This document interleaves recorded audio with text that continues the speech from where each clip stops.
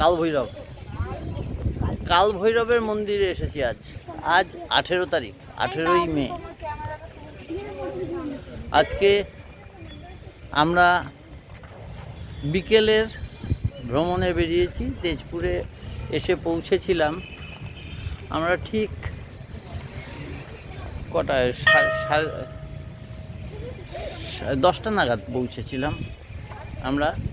তারপরে পৌঁছে সেখান থেকে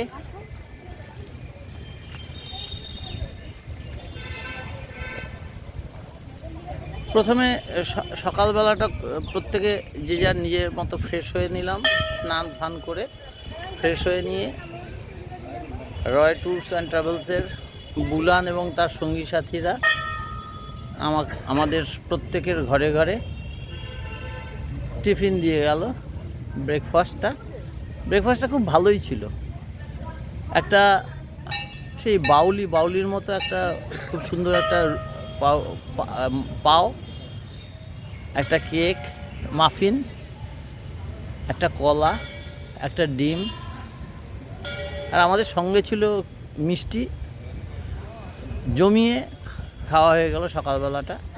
তারপরে সবাই মিলে বিভিন্ন জায়গায় বিভিন্ন ঘরে ঘুরে ঘুরে প্রত্যেকের সঙ্গে পরিচিত হলাম, গল্প করলাম। তারপরে আবার কিছুক্ষণ পরে অনেকক্ষণ ধরে গল্প হলো, প্রত্যেকের সঙ্গে আলাপ হলো। যেমন আমাদের বাপ্পা চক্রবর্তী এবং তার স্ত্রী এসেছে। ছেলে পাশ করেছে, তারপরে এখন আমেরিকায় আছে, আমেরিকায় কাজের সূত্রে আছে। যাই হোক, পরে বলছি সেসব গল্প। ঠিক হয়েছিল তখনই যে বিকেলবেলায় আমরা ঘুরতে বেরোবো। তেজপুর যে অঞ্চলে আমরা গোপীনাথ বরদলৈ নগরে উঠেছি, হোটেলটার নাম হচ্ছে ফ্রেন্ডস প্যালেস। কিছু দূরে দরং কলেজ থেকে আরও কিছু এগিয়ে শুরু করলাম আজকের ভ্রমণ, কাল ভৈরবের মন্দির। আপনারা দেখতে পাচ্ছেন এসে পৌঁছেছি কাল ভৈরবের মন্দিরে। কাল ভৈরবের মন্দিরে আমরা এসে পৌঁছেছি। চৈতালি এই ঠাকুর দর্শন করে মারবে গুঁতো লাল আছে এইদিকে, অদ্ভুত। ওকে ওর পেছন পেছন তাড়া করেছে, ও যেই বেরিয়েছে। চৈতালি হাই বলো। হাই। তো যাই হোক, এই সকলে বেরোচ্ছে একে একে। বিট্টু, অরিন্দম, ঋষি আছে। এই নারকেলও পেয়ে গেছে, বাহ চমৎকার। আজকের দিন সার্থক হলো। আজকের পুজোটা সোমবার দিন নাকি খুব ভালো পুজোও হয়। সোমবার দিন খুব ভালো পুজো হয়, এখানে আরতি হয়। এই গীতশ্রী তার বৌমার সে পুজো করা বেলপাতার আশীর্বাদ নিল। মহাদেব ভক্ত না? আরে তুই তো তাহলে দেওঘরে যাবি। আমার শ্বশুরবাড়ি দেওঘর, বুঝেছিস? আচ্ছা, এই যে ম্যাডাম হানিমুনে এসেছেন। শ্যামলী, ওই শিবু শ্যামলীকে ছেড়ে অনেক দূর এগিয়ে গেছে। আমি একবার, এরা তো সব দেখে এসছে, আমি একবার দেখে ঘুরিয়ে আনি ভেতরটা মন্দিরের। ওই যে সেই শিবলিঙ্গ কাল ভৈরবের, অনেক দিনের পুরনো। দেখুন স্ট্রাকচারটা কি সুন্দর, কত মোটা দেয়াল। এই ভেতরটা এমনিতেই আরাম লাগে, কত মোটা দেয়াল। উপরটায় বোঝা যাচ্ছে না, একটু আলো যদি দিতে পারি, আলো যদি দেওয়া যায় তাহলে দেখা যাবে। উপরটা অন্ধকার, আমরা দেখাতে পারছি না।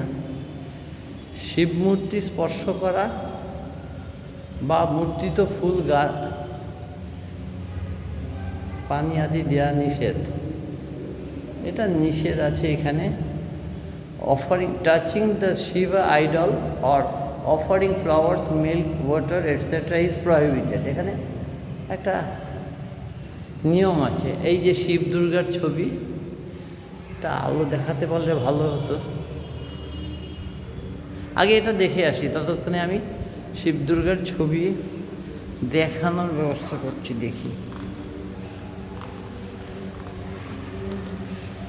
ঠাকুরমশাইরা পুজো করছেন, বিশাল বড় প্রদীপ জ্বলছে।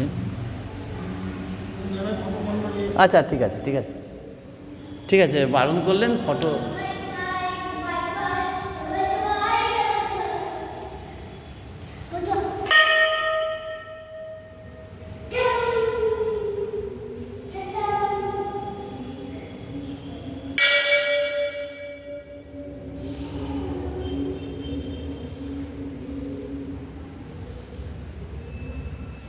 শিব পার্বতীর ছবি,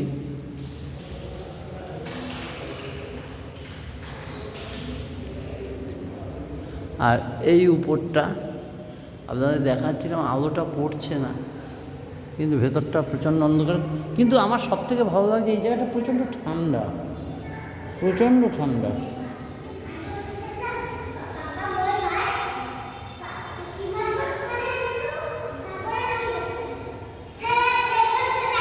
যার জন্য এখান থেকে নড়তে ইচ্ছে করছে না।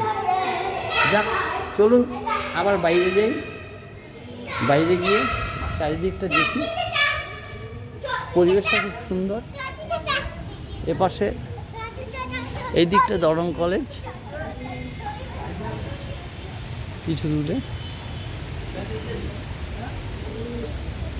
কিছু দূরে দরং কলেজ।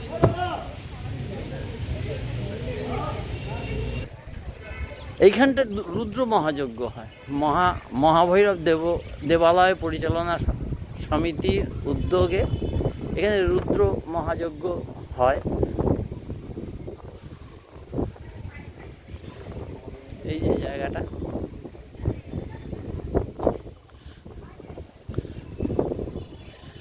এই যে বাপ্পাদা আর বৌদি ফটো কি তুলেছেন সেই বিষয়ে বিচার বিবেচনা হচ্ছে। আমার সব থেকে ভালো লাগলো যে এই যে ভেতরটায় ঢুকলাম, দেখলাম অন্তত 30 ইঞ্চি মোটা। এই যে দেয়ালের মধ্যে এই যে অবস্থানটা, ওখানটা এমনিতেই ঠান্ডা, এমনিতেই দারুণ ঠান্ডা হচ্ছে, গর্ভগৃহ। আর ওখানে আর একটা জিনিস মজার লাগলো, এখানে দুধ বা জল বা ফুল দেওয়া নিষেধ, ওখানে লেখা আছে। আমাকে বললো ফটো তুলবেন না, আমি ঠিক আছে, ভুল হয়ে গেছে, ফটো তুলবো না। এখানে দেখুন একটা পিলার কেমন কাত হয়ে পড়ে আছে, আরেকটা পিলার আছে। মনে হয় এর কোনো সংস্কারের চেষ্টা হচ্ছে বা কোনো এর পেছনে কোনো ইতিহাস আছে, আমরা জানি না।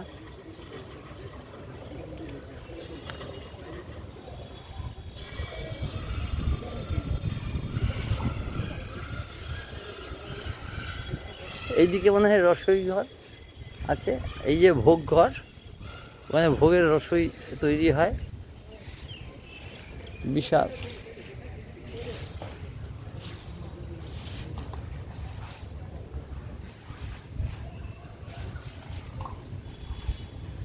এই এটা ইদারা বা কুয়ো, এই কুয়োর থেকে জল ফ্রেশ তোলা হয়। আমাদের পরের স্পটটা হচ্ছে মনে হয় ব্রহ্মপুত্রর পাড়ে একটা পাহাড় আছে, ধারে পাহাড়, হ্যাঁ পাহাড়, একটা পদম পুকুরি, এই ধরনের কিছু আছে। ওদের জিজ্ঞেস করলে ভালো হবে যে কোন আমার কাছে আছে এইগুলো, যে এই জায়গায় যাওয়া যেতে পারে। এবার ওরা বলতে পারবে ওরা কিভাবে নিয়ে যাবে, কারণ ওরা এখানকার লোকেশনটা জানে। কাজেই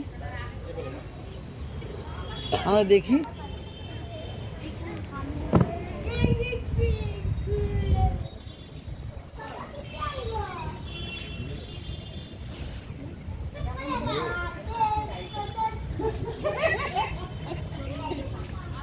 এই যে 12 দিনের ব্লকটা কয় ভাগে ভাগ হবে?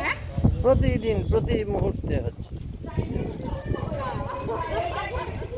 আমরা আপাতত এখানে কাল ভৈরবের মন্দির দর্শন শেষ করলাম।